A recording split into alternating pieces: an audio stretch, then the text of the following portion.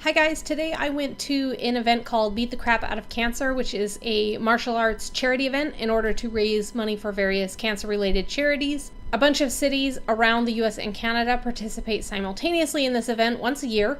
This year we had Toronto, Vancouver, the east coast of the US, I believe in Vermont, Illinois, and an event in LA occurring, and I went to the one in LA.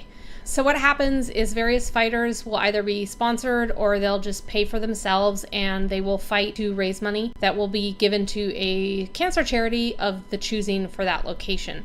A fighter could get sponsors where, someone will pay them $20 every time they do a fight, and so someone might be more inclined to do a bunch of fights, or they could just donate a flat amount to the charity.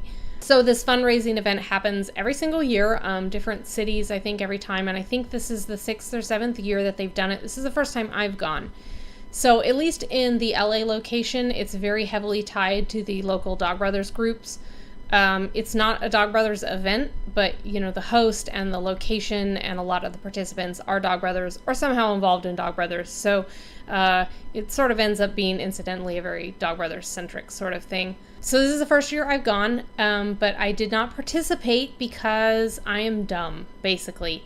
Last night in the middle of the night, like 12 hours before the event, I was like, I should have registered. But then I was thinking, well, they said they wanted advanced registration, and I don't think 12 hours really is considered advanced, so I didn't.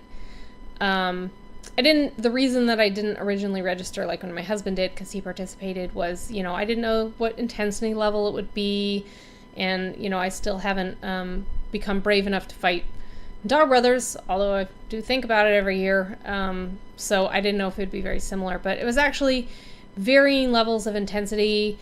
Some people were soft stick sparring, some people were live stick sparring, but light touch only. Some people were live stick sparring with a little more intent, but maybe still 80% in power, and then some people were just, full on regular stick fighting. It was basically between you and your partner to arrange what sort of intensity level or severity you want. And people also experiment with a lot of different weapons configurations. It's not really stick fighting. It's whatever kind of training weapons you want to do. There were lots of stick and buckler, double stick, single stick, sword, knife, sword and buckler, stick and knife. One person even fought with a scarf. So yeah, a lot of different stuff you can do. I would have been totally comfortable sparring, so I should have participated. I mean, there were even people with their kids, sparring with their kids and stuff and playing around. So it's a really cool event, and I wanted to talk about it. And I wanted to recommend that if you have an event by you, next year you should definitely go. If not as a spectator and a sponsor, then you should try it out. Even if you have no stick fighting experience in particular or any sort of weapons training.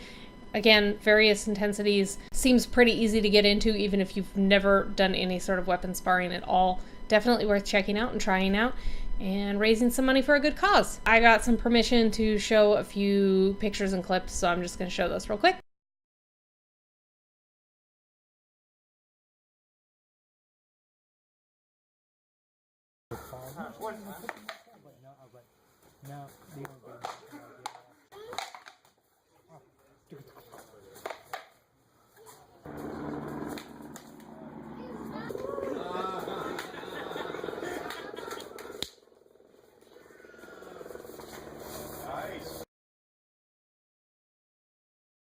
And thank you for watching.